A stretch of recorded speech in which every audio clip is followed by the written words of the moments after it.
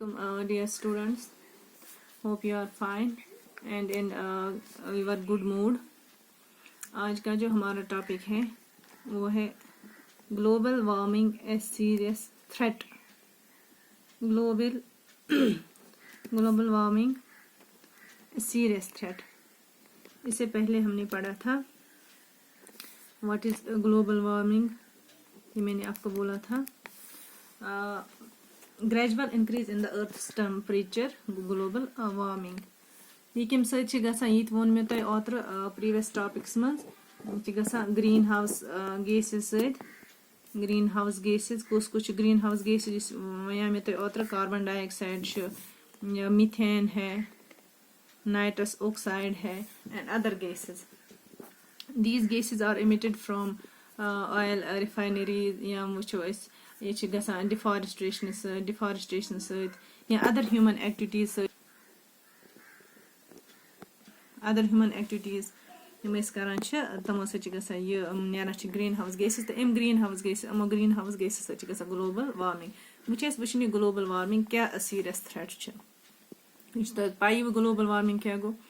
Global warming it can cause sea levels to rise dramatically. Sea level तुम गसान rise her sea level her Yama many coastal areas they have already been flooded. अड़न जायन coastal areas तम गमुत flood coastal areas. मगर जिस global warming यह खाली अम sir खाली sea level गि rise की बल्कि it could result in क्या करिए widening effects on rainfall. Yeah, its effects could be seen on rainfall patterns. Rainfall pattern तथ पे Amik serious effects कमिक global warming. या अस वो agriculture पे हेको अस वचित Amik serious effects. Forests, plants वुचो या एनिमल्स तौर फिक्री अमिक global warming effects can be seen on rainfall patterns, agriculture, forests, plants and animals. वो कोता थ्रेट साद युस लिविंग थिंग या बाकी नॉन लिविंग थिंग तिमन पे अमुक इफेक्ट सीरियस इफेक्ट पेवान कमुक ग्लोबल वार्मिंग. यम लूख रोजान एशिया कंटिनेंट तक पाई कंटिनेंट्स क्या यम एशियास मज रोजान लूख तमन ज्यादा थ्रेट कमुक ग्लोबल वार्मिंग. अमुक ज्यादा थ्रेट कमन लूकन यम कत कंटिनेंट्स मज रोजान एशिया कंटिनेंट्स मज. वो क्या बन अम ग्लोबल वार्मिंग सत ज्यादा serious threat for every being. It has become a major concern for government. बना ये अमिक थ्रेट कत पे एग्रीकल्चरस पे फॉरेस्ट्स पे प्लांट्स पे एनिमल्स पे या रेनफॉल पैटर्न वो तो अमे सत बनो ये major concern for government world wide. Government तो गवर्नमेंट एग्रीमेंट बनमित अत खतर agreement protocol Kyoto protocol.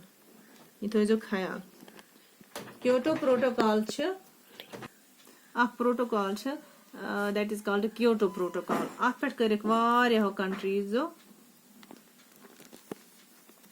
many countries have reached an agreement. at पे करक agreement अमो केम खतर ये protocol at मज क्या करन तमो मन we will reduce at agreement Karan to reduce the emission of greenhouse gases.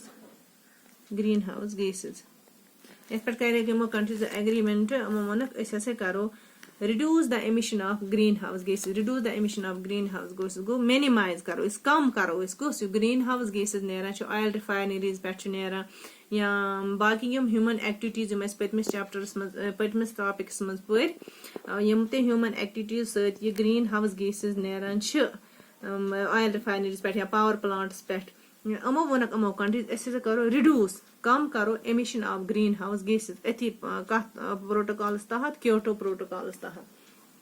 तो अगर बोझो तक गो सरप्राइज अगर हसे 0.5 डिग्री सेंटीग्रेड या सेल्सियस टेम्परेचर हर सह serious threat for earth serious threat तह मा बास यह कम ना यह डेंजरस थ्रेट खतरनाक थ्रेट कत पे अर्थस पे बींग्स रोजान तह आसो बोजमुत या बोजमुत आसो बड़न निश या वुचमुत आसो न्यूजन मज या पेपरन मज आसो पोरमुत युस हसा गंगोत्री ग्लेशियर